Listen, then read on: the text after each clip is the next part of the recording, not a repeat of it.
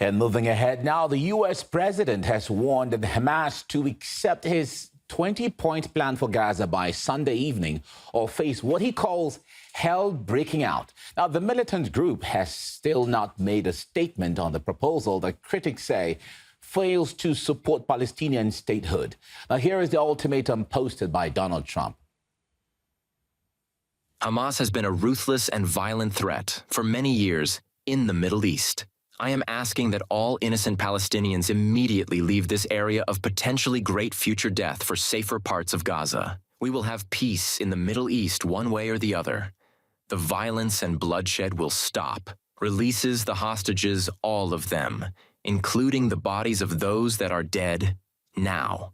An agreement must be reached with Hamas by Sunday evening at 6 p.m. Washington, D.C. time. Every country has signed on. If this last chance agreement is not reached, all hell, like no one has ever seen before, will break out against Hamas. Now, this comes as Israel ramps up its military assault on the Palestinians, reportedly killing at least 60 Gazans since dawn this Friday. The enclave's capital is taking the heaviest beating as the IDF moves in to completely encircle the city, where entire blocks are being demolished by explosives. Civilians have been ordered to leave the area or face being treated by Israel as terrorists. Now, let's discuss this with Ajamu Baraka, director of the North-South Project for People-Centered Human Rights. Now, Ajamu, I'm glad to have you join me now. So what is your reaction on Trump's ultimatum? Do you believe that Hamas will agree to all that? I really don't. But of course, it is their decision. But I can comment that what the commentary we have just heard from the U.S. president reflects is not only a unhinged commentary, but one that is completely devoid of common sense, of morality, and is basically illegal. The Palestinian people have paid the price for independence through blood and through death. I find it very hard to believe that they will agree to this imposition, because what it calls for objectively is for the Palestinian resistance to surrender. There's no guarantees for Palestinians. There's no conversation, no serious conversation around getting to the root causes of this conflict, which is basically the ongoing occupation and lack of nationhood for Palestine. This agreement severs Gaza from the rest of Palestine. It is no more than what I wrote in a piece in Black Agenda Report, a cover to provide a justification for the continuation of genocide in Gaza. Now, Trump has urged Gaza residents to leave the city, given the overcrowding in southern Gaza and the regular shelling there by Israel. Where can ordinary citizens go, especially if Trump unleashes all hell on the city as he has threatened to do? There's no safe place in Gaza. There's really never been a safe place in Gaza since the fascist onslaught by the Israeli authorities. And the people in Gaza City understand that. Many of them said that they might be willing to temporarily relocate if there was some place to go. But there's credible reports that when they have begun to move south, they have then been subjected to rocket attacks and other kinds of intimidation from the Israeli authorities. So, and then you have the other factor of many people who are just unable to relocate.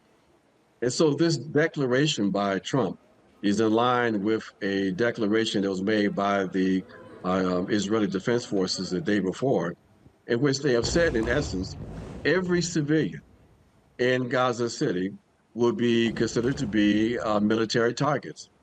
This is immoral, and we all know is illegal. But it's quite clear that both the U.S. and Israel have been operating as rogue states for the last few years, and there's no consideration that they don't care about the illegality of these kinds of decisions, these kinds of moves. So the Palestinians have no place to go.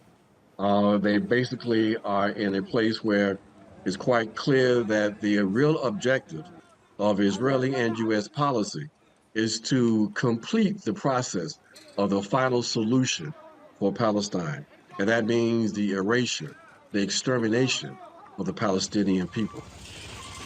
Now, the U.S. president also said that he was able to persuade all countries in the Middle East to agree to peace after 3,000 years of conflict. Now, does Trump really have the key to solving age-old issues in the Middle East?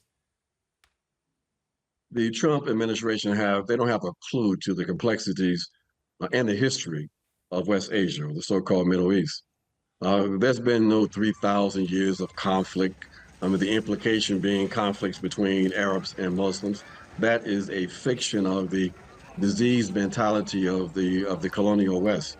The issue in Palestine is the issue of a settler colonial project being driven by Europeans from Eastern Europe, who have basically hijacked Judaism for the Zionist project and are attempting to impose their will on the indigenous people of Palestine. If you want to have peace, then stop the occupation, withdraw from those territories, dismantle the settler colonial project. But they're not prepared to do that.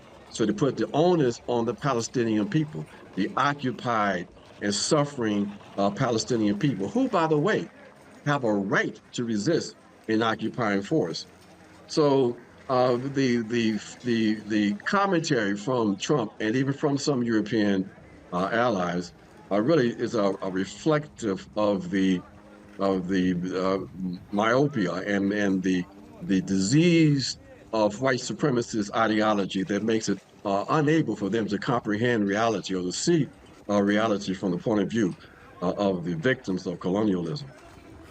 Now, what future do you expect for Gaza and its citizens if Trump's plan is agreed to? What scenarios are you looking at? We're looking at the completion of a process of the eradication of the Palestinian presence in Gaza. And you notice that this plan says nothing about the rampage that's being carried out by Israeli forces on the West Bank. This is seen as a historic opportunity by Zionist forces to, in fact, realize their aspirations of a greater Israel. So if the military apparatus of the Palestinian resistance, if they were to surrender, it would mean the completion of this process. There'll be nothing there to stop the Israelis with the full support of the United States of America. And we've seen that you can't assume that any kind of agreement that you might even agree to is going to be upheld. We see what happened when the Israelis attempted, with the complicity of the U.S., to murder the negotiators from the Palestinian resistance. So this is a terrible and horrific situation that, the entire world is now exhausted from, and they have seen the true character of the Israeli colonial project. So the plight of Palestine is very precarious at this moment. Now, in the statement we're talking about as well, Trump says that the deal agreed between the Middle Eastern countries will guarantee the safety of all remaining Hamas fighters. Now, given that Israel is ready to attack even mediator states such as Qatar in order to kill all Hamas members, can the group really trust Trump's words? It really can. As I just said, that basically there's no basis of trust, no confidence that any agreement that would be arrived at would be adhered to. There's been previous agreements, so-called agreements, during the course of this war that Israel waged on Palestine, and that it's been broken every time by the Israelis. And so this notion too of any guarantees coming from some of the Arab states that have so-called signed on, there's no guarantee. Many of these states have basically surrendered their dignity to the United States of America. They have agreed to be part of some of a so-called international stabilization force, which basically means that they will be the police and army force that will be given the responsibility of policing whatever Palestinians may still exist in Gaza. This is a situation that it has no grounding in reality. Therefore, it is bound to fail. What we're going to see is a continuation of war and resistance. As long as you have Palestinians who are alive, they're going to resist, and they have a right to resist. So this plan by the Trump administration is pure fantasy, and I think many people understand that. All right, we have to leave you here now. Ajamu Baraka, Director of the North-South Project for People-Centered Human Rights. Thank you so much for your insight. My pleasure. Right.